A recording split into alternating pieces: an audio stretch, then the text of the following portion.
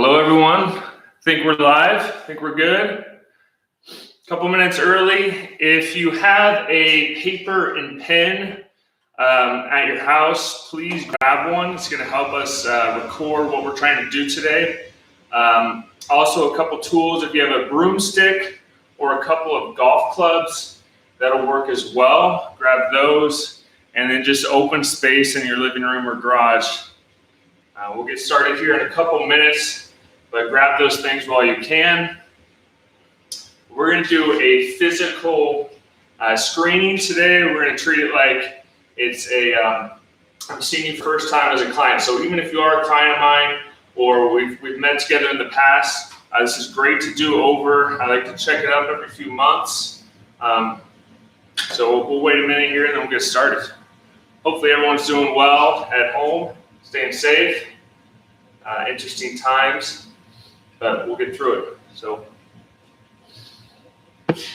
I will be doing part of my screening process on my phone, just to give you that perfect information that you'll need to write down.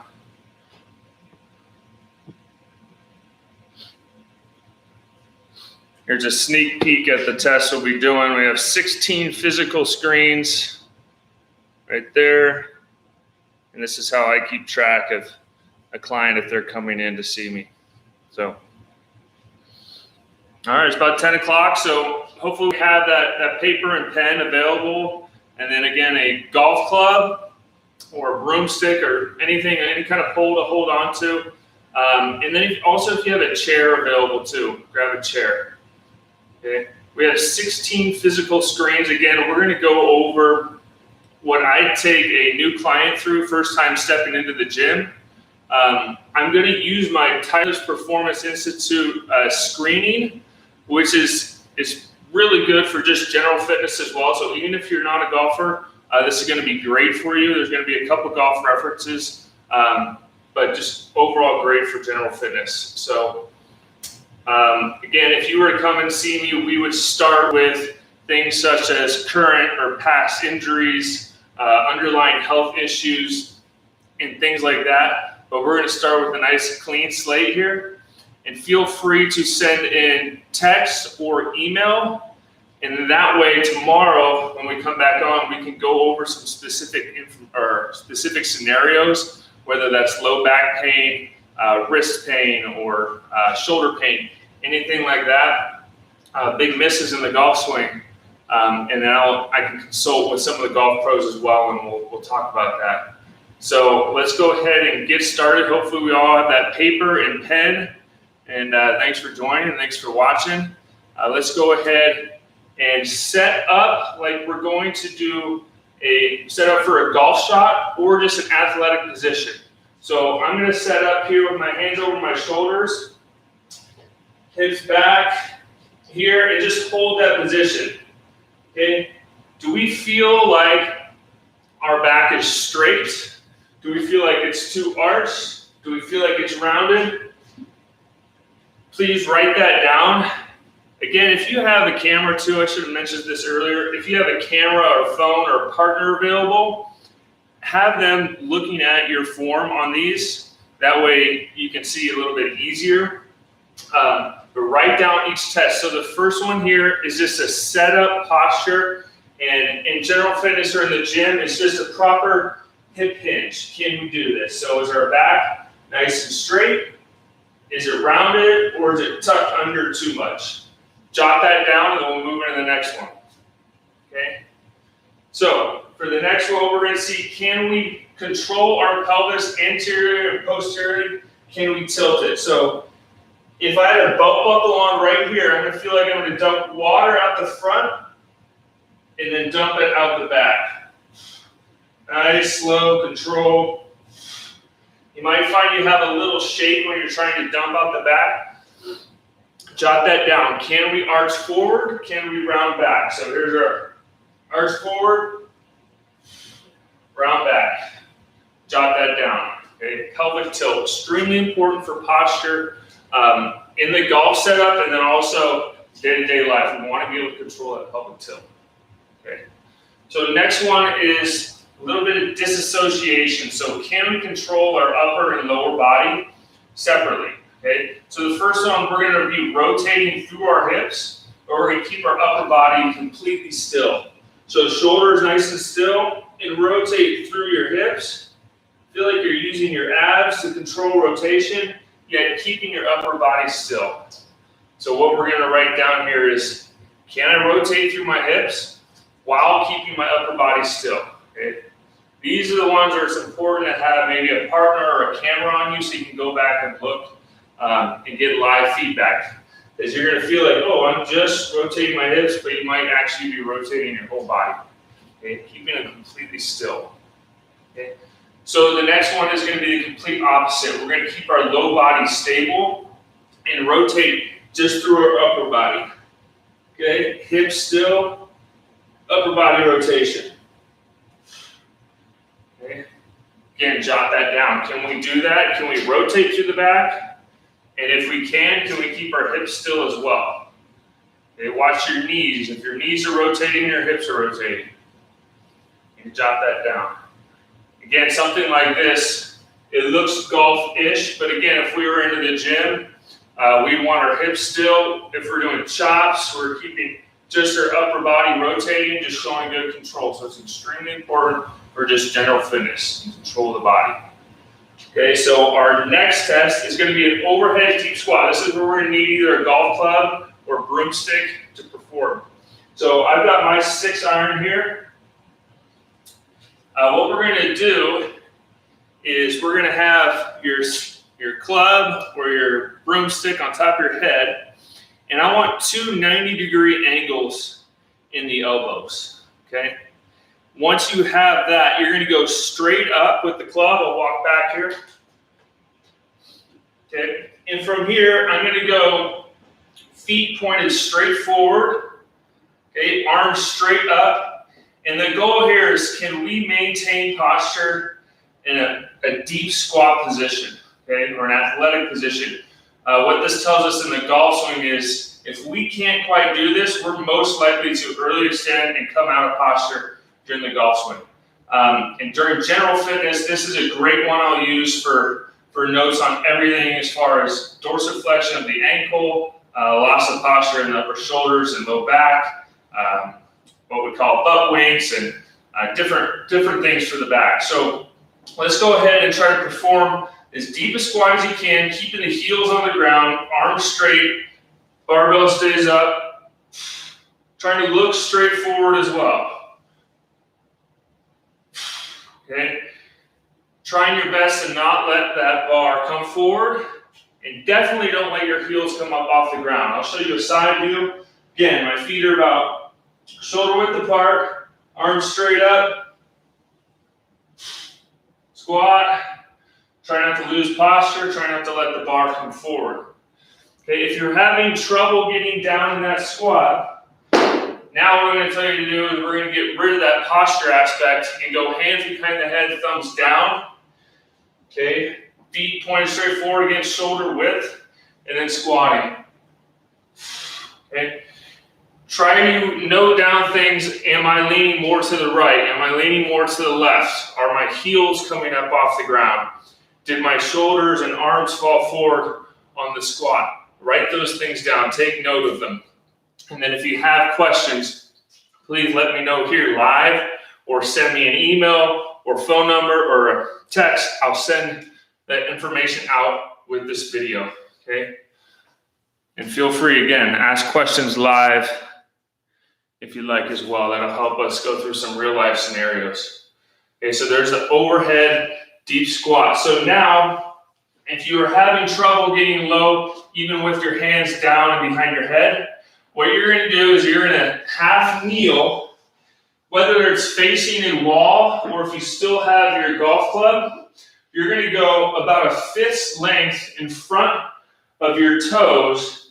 You're going to put that golf club right there, straight on the ground, okay? And so what we're going to do is we're going to test dorsiflexion. Again, these are things we go over in your first session in the gym, okay? We need to keep our heel on the ground, and dorsiflexion is being able to get our knee to track forward while keeping the heel on the ground. So we have this club out in front of us, about fist length. I'm going to keep my heel on the ground, keep everything centered going forward, trying to reach towards that club. This is something I can definitely improve on. I barely can't get to that club. Go nice and slow, switch sides, okay? Please let me know if I'm working too fast or if you have any lack of equipment. I can give you some different options. Okay, again, this can be a wall or your golf club, or you're trying to keep that heel down, trying to get that knee to tap that club or the wall. Make note, is it left side, is it right side? Which one can't or can get to the wall or club, okay? Dorsiflexion is extremely important in squatting and lunging day-to-day life. And then in the golf swing, studies show that if you can't dorsiflex the ankle enough, you're most likely going to come out of posture because you don't want to hold this position through impact. Your ankles want to relieve and stand up out of posture, okay? And that can lead to some really big misses. And so what we're going to start with that, and again, this is going to lead into, we're going to break down every test for the next week or two and give exercises, stretches, mobility routines. But that ankle one is going to show pretty much just tight calves. And we'll start to work on that and go more in detail with that as well. So there's the overhead squat, kind of an in-depth test there. And if you were in the gym with me, we break that down a lot more. We can look at a lot of things, a lot of imbalances, hip, ankle, back, shoulder-wise, okay? So next one, we're gonna test our lats. So our lat is our huge muscle right here. If we have tight lats, we're not gonna be able to get our arm straight up overhead, okay? You might, if you're raising overhead, you might wanna do this, or you can only get up to here if we have tight lats. So we're gonna find a wall. I'm gonna show two options to test this. If you don't have a wall, I'll show you the option down on the ground. So let's get to our wall. We're gonna do a half sit on the wall, okay? Hopefully you can still hear me way over here. Low back on the wall, okay? You're using your abs to press that against the wall. Back of the head is on the wall, arms straight out in front of you. Okay, from here, you're gonna slowly raise, keeping that low back on the wall. See how far back you can get those arms. Nice and slow, low back of the head stays on the wall, mark down. Is my right arm going back further, my left arm going back further? Can they both touch the wall while staying straight? Mark that down, okay? If you can't get to the wall, that's something we need to address. So if we don't have an open wall at home, what we're gonna do, we're gonna get down into a child's pose position. So we're gonna go knees about shoulder width apart, feet together, hips come all the way back. I'm gonna put one forearm down on the ground, okay? And from here, I'm gonna have you put your forehead on that fist, okay, like this. And from that position, we're gonna reach out as far as we can. Turn your palm up to the ceiling and then try to raise, keeping that arm straight. So forehead on the fist, reach out as far as you can, palm up and raise. Okay? Can you get that arm off that ground? Make note, right arm can get off the ground, left arm can't.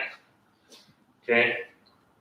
Perfect. All right, so we're gonna go a toe test here. So pretty basic test. We're gonna go feet together, knees locked out straight, okay?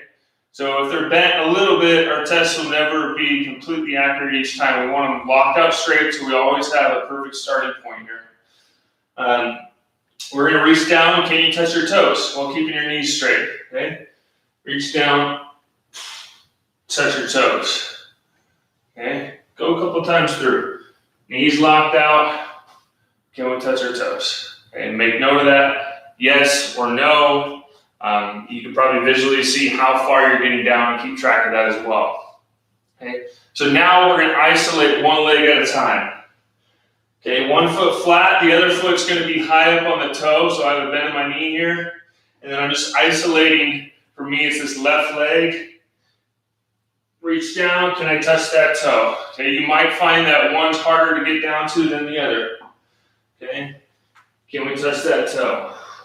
Okay, and make note of that. That doesn't always mean we have tight hamstrings. I can say tight calves, that can be tight hamstrings, it can be tight glutes, it can be tight low back. It could just be the inability to bend through the hips and round through the back. Okay, so mark that down. All right, so now what we're going to do is internal and external rotation of the hips. So we're going to stand just on a straight line and see how far can I turn through the hips. So I've got 1 foot flat on the ground, 1 foot light on the toe, hands on the hips, rotate as far as you can. Okay, if you can turn to a 90-degree angle, that's pass. If you're close to that 90-degree angle, that's a pass. If you feel like you're not turning really at all, that's something we'll look into furthermore. So turning over that planted leg, okay, stay on that same planted leg. Now let's turn to the other side. Can you rotate further that way? And make note of these things. We'll go through questions later. Okay, let's go ahead and switch legs. Rotate as far as you can over that leg, and then rotate away from that leg. So this leg is planted, this one's light on the toe. Try to rotate through the hips as far as you can. Okay. Again, very golf-ish move, but it'll help us tremendously with squats and split squats and lunges and bridges, things like that. We want to know how far we can internally rotate through the hip and externally rotate through the hip. Okay, I'm going to grab my chair. We can do this standing up as well, but a chair is a nice way to stabilize the low body. So I'm looking for a 90-degree turn. We're doing an upper body rotation. So legs crossed, knees together. Keep these knees together. They're going to want to open up. Okay, keep them together. Don't let them open. If your partner or if you see on camera that they open, no good. We'll need to work on that. Okay, hands over the shoulders. Rotate as far as you can. Okay. Each way we want to be able to get at least a 45-degree angle turn. Okay, so halfway to 90. At least, okay, while keeping those knees together. Make note of that, and then we'll move on. Okay, we're almost there. Let's go ahead and get down on our back. Okay, so that was torso rotation. Can we rotate through the torso properly while keeping our low body still? So we're going to get down on our mat. We're going to do a bridge test. So laying down, I'm going to extend one leg straight. From here, I'm going to lift my hips up off the ground as high as I can. We're going to hold for 10 seconds. Hold as high as you can, 10 seconds. And let's relax right there.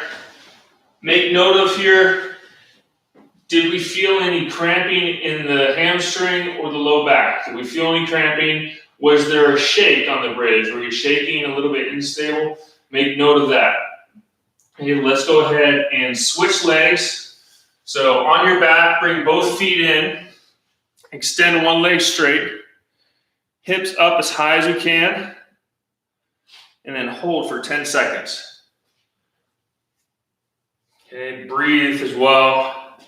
Again, do we have any cramping in your low back, in your hamstring, in your calves? Make note of that if we do. Okay. All right, so we go ahead and stand up from there. We're going to test cervical rotation. So can we rotate through our neck properly? So just looking straight forward. This one's an easy one to do on your own too. Is you're going to look as far over to your side as you can. You're going to try to get your chin to touch your collarbone.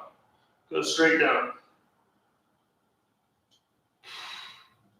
And try to do that without shrugging that shoulder up, okay? Stay in posture, look over, tuck the chin down, try to touch the collarbone, try the other side. And you might find one side tighter than the other. Make note of that.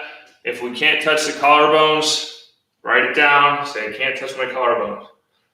Okay. Again, I'll post my phone number and email after this. I'd love to hear questions. I'd love to hear feedback.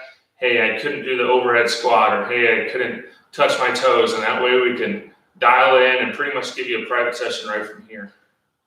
Okay, so now we're going to just focus on the wrist. We have our last 3 tests here, all with the wrist. So I'm going to tuck my elbows, and I'm going to supinate and pronate through the wrists and forearms, okay? Here. We want to see them get all the way up and all the way down. Okay, make note, left's harder than the right, right's harder than the left. Okay, and now we're going to hinge. Ulnar deviation is going down and radial up. Okay, here we want to see, this is a tough one to measure, but we want to see about a 60-degree angle here in the wrists. Okay, so make note of that. Tough angle, just feel yourself. Can I do that pretty well? Okay, yes, I can. Both hands are fine. All right, so now we're going to do arms out in front of us. We're going to flex and extend. Okay. Can we do that? Does it feel comfortable? Can we get about 60 degrees on both? So just not quite 90. Okay. Again, right, left side, how do they do? Write that down. Okay. So that would be the end of our TPI screening. I'd send you home, we'd figure out a plan, and what we're gonna do, since we're virtual, is we're gonna take those questions and texts that I'll receive here the next couple of days, and we'll dive into those tests much deeper with mobility, stretching exercises, and then we'll start going into strength too. How can we put strength into these tests? So I hope you enjoyed the video. I appreciate you all joining in. Hope everyone is staying safe. And we'll catch you tomorrow at 10 a.m. and we'll start with those first couple sets and we'll move on from there. All right, thanks for watching. We'll catch y'all later. Bye.